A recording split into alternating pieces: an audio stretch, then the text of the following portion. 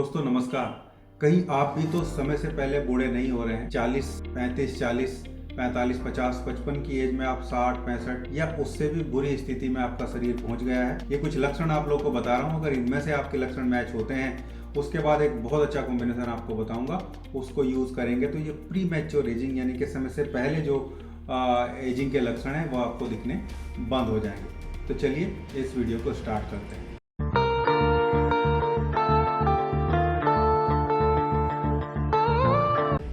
दोस्तों, हमारे शरीर में एजिंग एक नेचुरल प्रोसेस है जो होना ही होता है। और लेकिन अगर ये समय से पहले हो, लगातार हमारी बॉडी ऑक्सीडेटिव स्ट्रेस में रहे, हम लगातार तनाव में रहें, हम लगातार न्यूट्रिशन डेफिशिएंसी में रहें, vitamin B12, vitamin C, vitamin E और जो D3 है, कैल्शियम वगैरह लगातार कम रहे, तो ये सब टाइम से पहले ही होने लगता है।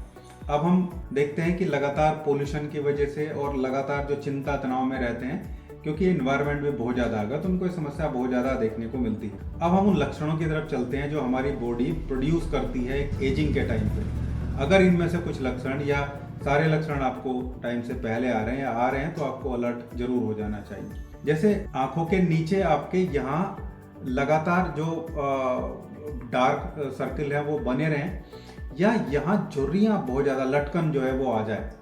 इसके अलावा इस एरिया में लटकन टाइम से पहले आ जाए। टाइम से पहले मतलब 50-55 की एज से पहले ये बहुत ज़्यादा नहीं आनी चाहिए। इस वाले एरिया में बहुत ज़्यादा लटकन नज़र आने लगे, ये भी बहुत जल्दी आनी ठीक नहीं है। इसके अलावा डार्क स्पॉट बहुत ज़्यादा स्किन पे देखने को मिले, स्किन बहुत ज़्यादा रफ हो जाए, बहुत खुजली स्थिति भी अगर स्किन में बन जाए, टाइम से पहले बालों का गिरना। अगर जेनेटिक है तो वो अलग चीज़ है, वो परिवार में है तो वो होना ही है, आप उसको डिले कर सकते हैं, थोड़ा रोक सकते हैं। स्कैल्प में बहुत ज़्यादा ड्राइनेस ये लगातार बनी रहे, और आपकी जो मसल्स हैं वो लूज हो जाए। ये वाली मसल, यहाँ आपकी बाइसेप्स वाली मसल जो है वो बहुत ज़्यादा लूज हो जाए टाइम से पहले, जैसे बूढ़े लोगों की होती हैं। और आप देखते हैं कि जॉइंट में स्टिफनेस, कड़ापन बहुत ज़्यादा है, कभी इस जोड़ में दर्द, कभी उस जोड़ में दर्द, ये स्थिति बनने लगे। मेमोरी बहुत ज़्यादा वीक हो जाए, छोटी छोटी बातें आप भूलने लगे, घर से कुछ बताया आपको और कुछ लेके आना और आपको याद नहीं रहता है। मूड स्विंग होने लगे, आप बाहर जाते हैं तो ठीक है, ठीक बात कर रहे हैं, बाहर आपको करनी है, ऑफिस में मजबूरी है, घर आते हैं तो घर वालों के साथ आपका व्यवहार अच्छा नहीं रहता है। ये नर्वस सिस्टम के जल्दी इरिटेबल होने के सिम्टम आपको नज़र आते हैं।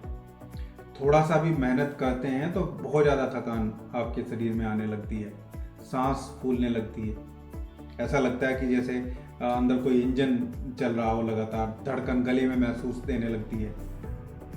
बीपी भी फ्लक्चुएट हो जाता है, कई बार कुछ लोगों का ब्लड प्रेशर बढ़ जाता है, जैसे 3-4 काम एक साथ आ जाए तो ब्लड प्रेशर बढ़ेगा।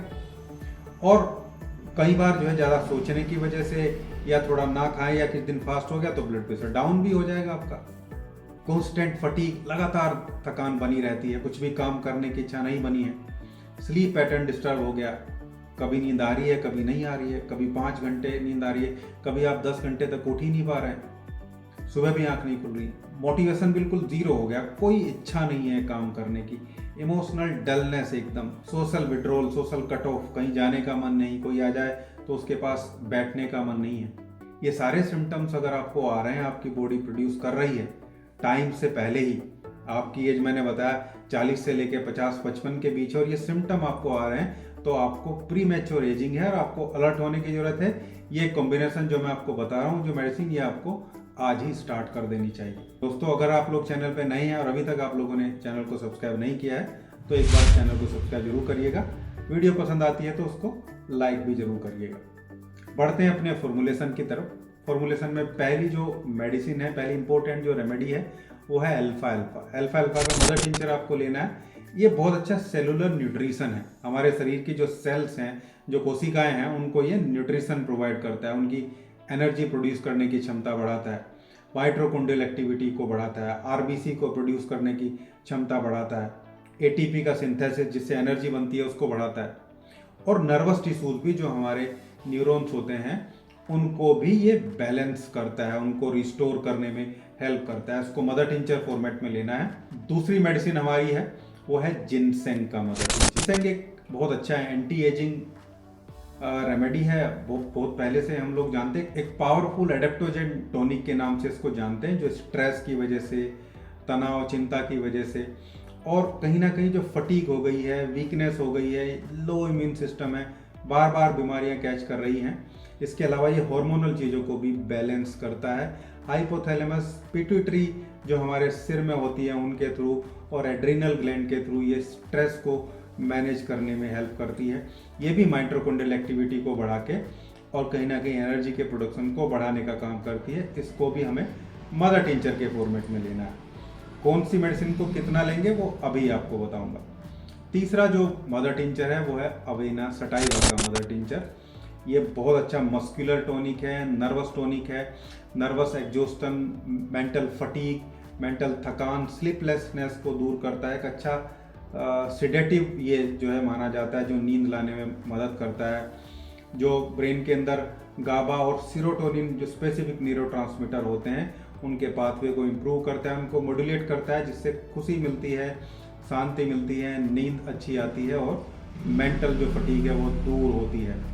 मसल में भी ये प्रोटीन के सिंथेसिस को मॉड्यूलेट करता है, जिससे मसल लटकने से बच जाती है, मसल मास मजबूत होता है। इसको मदर टिंचर फॉर्मेट में लेंगे। फोर्थ मदर टिंचर है हाइड्रेस्टिस कैनेडेंसिस का मदर टिंचर।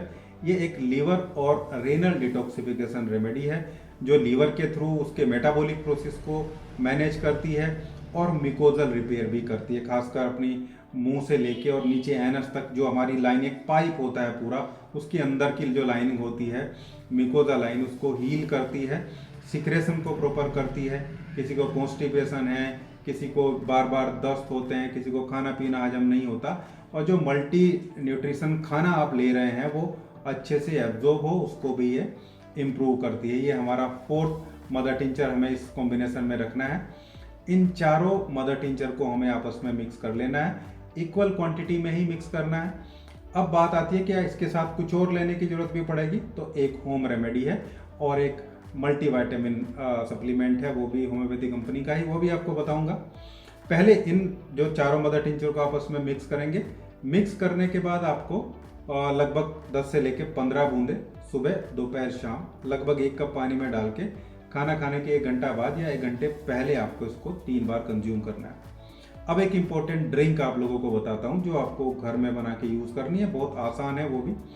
उसमें आपको हल्दी और अश्वगंधा 2 चीज़ें लेनी है, हल्दी पाउडर और अश्वगंधा पाउडर। थोड़ा सा आप दूध लेंगे, लगभग जितना दूध आप पी सकते हैं। अगर आप आधा ग्लास दूध ले रहे हैं तो इसमें 1 चौथाई चम्मच हल्दी पाउडर, 1 चौथाई चम्मच अश्वगंधा पाउडर डाल के उसको उबालेंगे और छान के उसको पी लेंगे थोड़ी देर ठंडा होने के बाद, जितना ठंडा आप पी सके। अगर आप 1 गिलास दूध पी सकते हैं तो फिर इसमें आधा आधा डाल सकते हैं। आप में से किसी को लैक्टोज वगैरह की या दूध या मिल्क प्रोडक्ट की एलर्जी है तो आप इनको नॉर्मल गुनगुने पानी के साथ भी ले सकते हैं। दोनों तरीके से अच्छा काम करेंगे। हालांकि मैं चाहूँगा कि अगर आप हल्दी ले रहे हैं तो थोड़ा सा काली मिर्च उसमें ज़रूर डालें।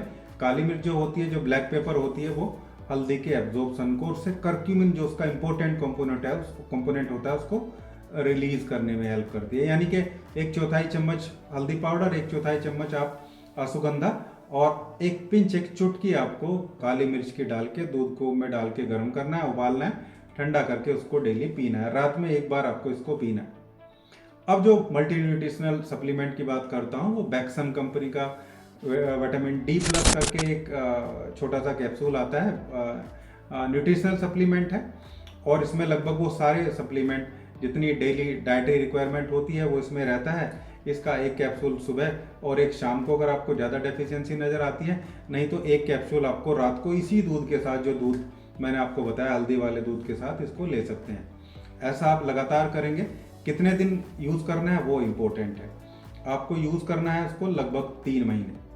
लेकिन अगर आप एक प्रेग्नेंट लेडी हैं और अगर आप हार्ट पेशेंट हैं तो आपको अपने डॉक्टर से पूछ के ही इन चीज़ों को यूज़ करना चाहिए। बहुत अच्छे बेनिफिट, बहुत अच्छे रिजल्ट आपको इसके देखने को मिलेंगे और बहुत जल्दी आप अपने आप में एनर्जेटिक फील करेंगे। ये था आज का वीडियो। उम्मीद करता हूँ वीडियो आप लोग को अच्छा लगा होगा। वीडियो अच्छा लगा है तो लाइक करिएगा, शेयर करिएगा और चैनल को सब्सक्राइब जरूर करिएगा। Thank you.